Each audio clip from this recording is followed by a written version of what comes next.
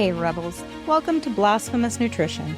Consider this podcast your pantry full of clarity, perspective, and the nuance needed to counter the superficial health advice so freely given on the internet. I'm Aimee, the unapologetically candid host of Blasphemous Nutrition and a double-degreed nutritionist with 20 years experience. I'm here to share a more nuanced take on living and eating well to sustain and recover your health. If you've found most health advice to be so generic as to be meaningless, or so extreme that it's unrealistic, and you don't mind the occasional F-bomb, you've come to the right place. From dissecting the latest nutrition trends to breaking down published research and sharing my own clinical experiences, I'm on a mission to foster clarity amidst all the confusion and empower you to have the health you need to live a life you love. Now let's get started. Welcome back to Blasphemous Nutrition. I'm your host, Aimee, and I'm thinking about investing in this new up-and-coming grocery store called Moderation. I mean, they have everything. I think it'll be quite popular. And that, folks, is the campiest segue I can think of to take us into today's topic, everything in moderation. In the pushback against diet culture, we are being told that moderation is the key to health. What the hell does that even mean? It has no clear definition. It is 100% open to interpretation. And that's precisely what Big Food likes about this phrase, which is why they've been using it for decades and why they have encouraged the U.S. government to use this meaningless buzzword as well, without providing any guardrails about what that might actually mean. In theory, everything in moderation is actually something I stand behind. But we are so many generations into a thoroughly perverted food system, misled by lack of proper education, the gap having been filled in by excessive advertising and increasingly polarized nutrition extremes promoted by influencers, that the reality is very few of us have any accurate idea what moderation actually means. After watching Super Size Me, and that dates me quite a bit, you may think that moderation means fast food 2 or 3 times a week.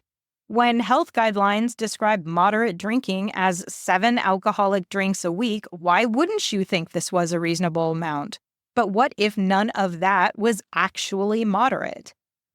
If you have been taught all your life to be disconnected from your body by carving it through starvation, sweat, or surgery to be a certain size, to hide it or flaunt it as a means of protection or security, and when engaging in physical activities as part of a well-rounded education became unimportant in pursuit of living exclusively in our thoughts, ideas, and feelings, it's no wonder that people don't have a really clear sense of what to do to maintain or improve their health and be connected to the body they live in.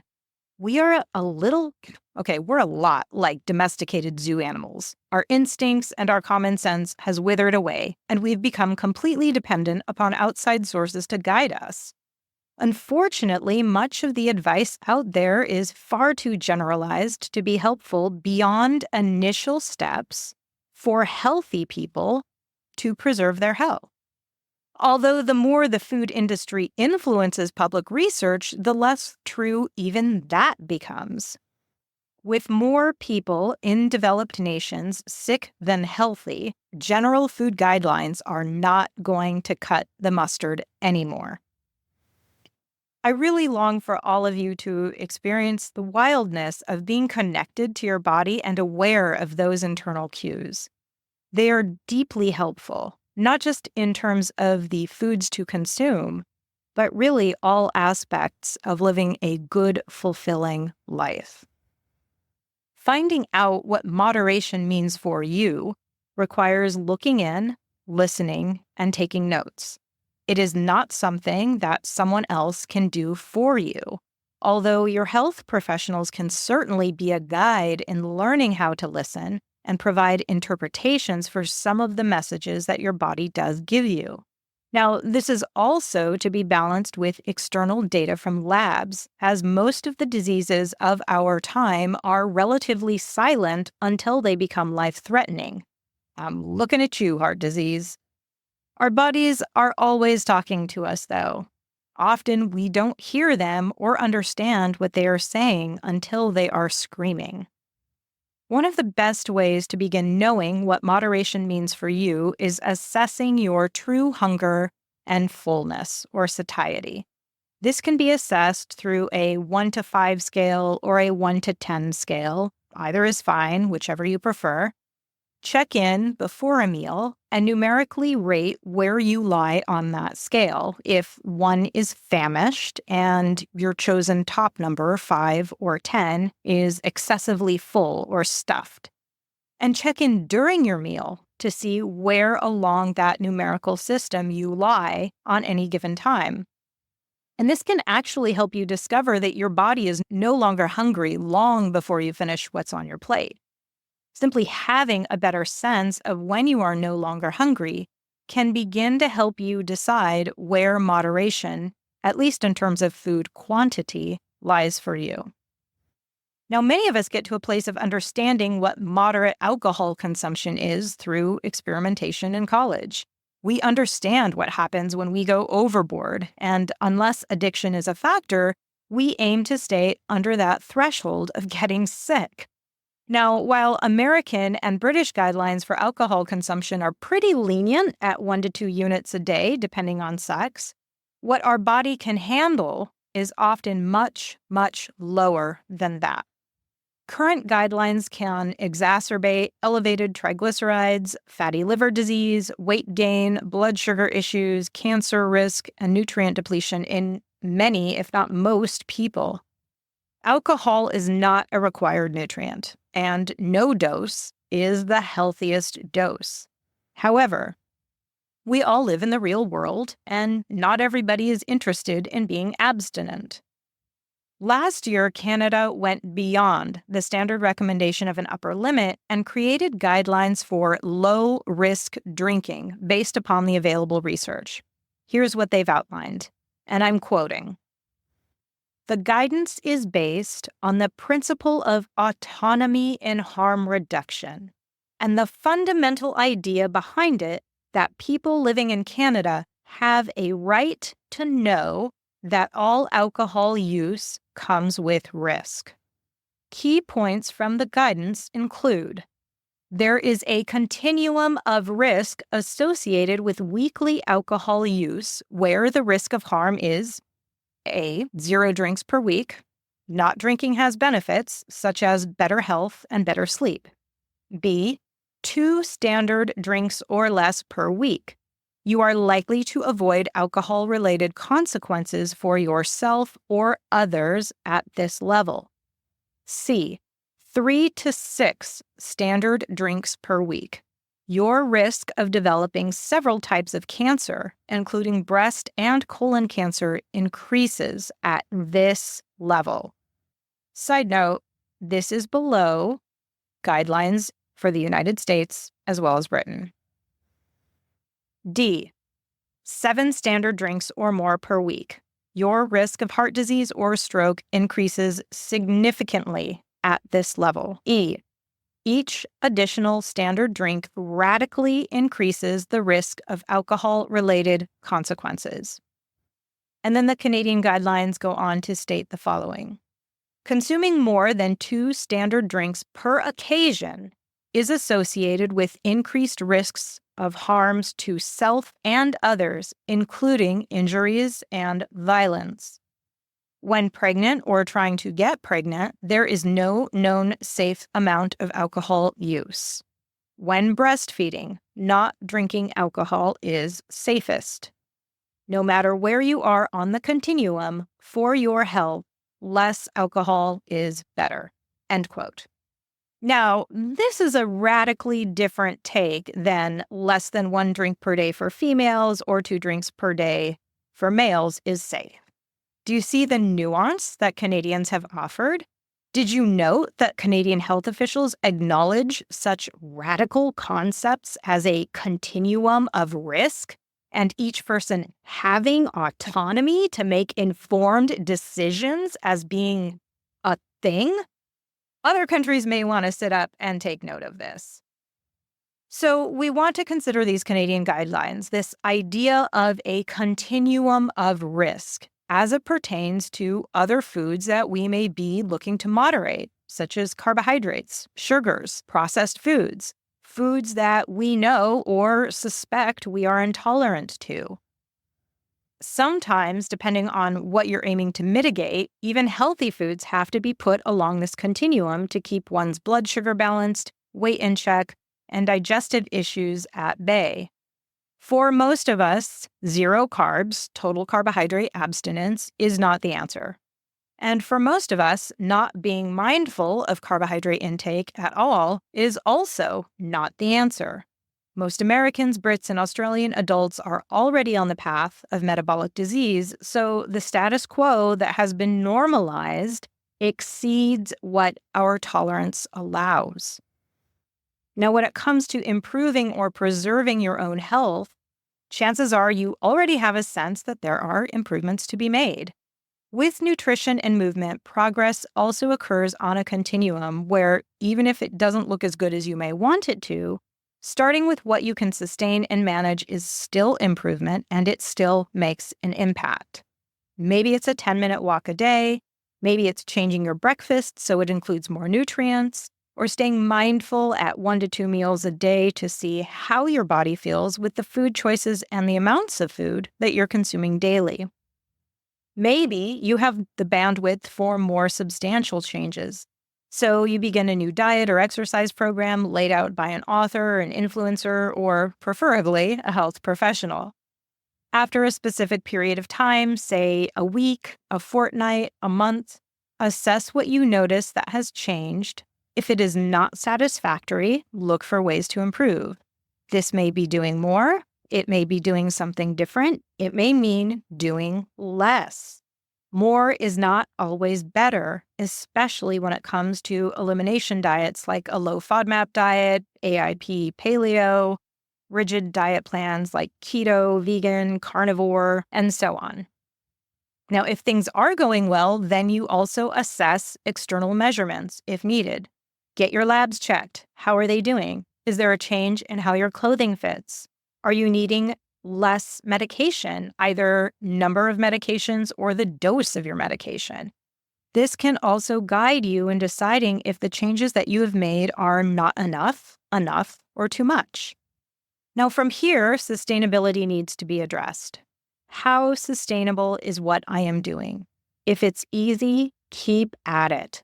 If it's easy and it's not producing the desired results, you've got wiggle room to do more if you believe more is still the right direction to go. Increase the walk or your meditation from 10 minutes to 15 minutes a day, for example. If you are on the greatest diet or yoga schedule or meditation in the world, but it's totally unsustainable for you, it's not going to last. And to be frank, the entire diet and fitness industry is betting on that, and they're betting that you'll be back for more. So we have to take the elements of what works from what we have tried and lean in that direction, but do so in a way that we can sustain for the long term.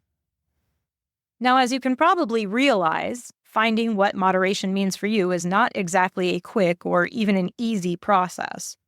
Give yourself time to figure out what works to get the results that you're looking for. This is very much a trial and error adventure. When I work with clients, I work with them for a minimum of 3 months as we discover together what is going to get them the results that they're looking for while keeping sustainability top of mind. They go out, try agreed upon strategies, and then come back and report how it went, and we adjust from there if needed. In time, they have a customized system that is sustainable, meets their body's needs, is flexible and takes into account fluctuating life circumstances, but also takes into account their emotional needs and logistical challenge that they may run into as a consideration. Everything in moderation is a cheap, throwaway quip that gets a lot of agencies and professionals off the hook for having to teach others about the importance of nuance and discerning what they personally may need to maintain or improve their health. If there's a condition you're looking to manage or prevent, what moderation means to you will be different than someone without these concerns. When it comes to determining your own body's tolerance, assessing how you can feel within the first minutes, hours, or even the first couple of days of eating a food or meal can guide you in ascertaining what foods are problematic and which are beneficial. Observing external impacts with a glucometer, what you see in the toilet, and sometimes even the scale can reflect the impact that a food or meal has on your body, your digestive system, or inflammation. But this is not 100% foolproof. However, it does get it on the nose about 80% of the time, which is frequently enough to make massive strides in your energy, health, and longevity. For some people, the impacts of a specific food or a type of meal lead them to stay away from it completely and choose abstinence. Others will find their balance through trial and error, and it gives them the confidence of how much of what foods they can enjoy now and then without negative repercussions. All of this excludes acknowledging the addictive nature that some foods can hold over us, and this is something that has to be taken into consideration if it applies to you. Everything in moderation is useless if you do not have a sense of what moderation means. Given that we live in such a distorted food reality because most of our food education comes from advertising and influencers, it's really not sound nor practical advice to choose moderation as an overall direction to bet your health upon. Acknowledging that your genetics, your lifestyle, and your current state of health put you somewhere along a continuum, and that your food choices will either advance, maintain, or regress where you lie upon this continuum, is the first step in deciding what moderation even means in your situation. If you're healthy and looking to stay that way, developing body awareness and gaining a better understanding of what food and how much of what movement makes you feel more energetic, happier, and healthier, and what does not, is a good place to start.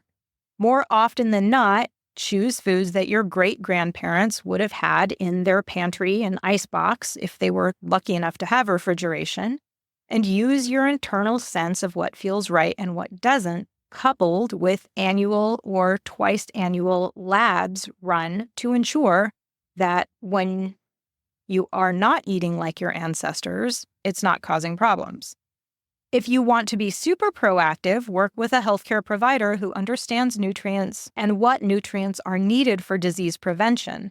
Talk to them about your family history so that you know which foods and nutrients to focus on that will be especially important for you, given your genetic makeup.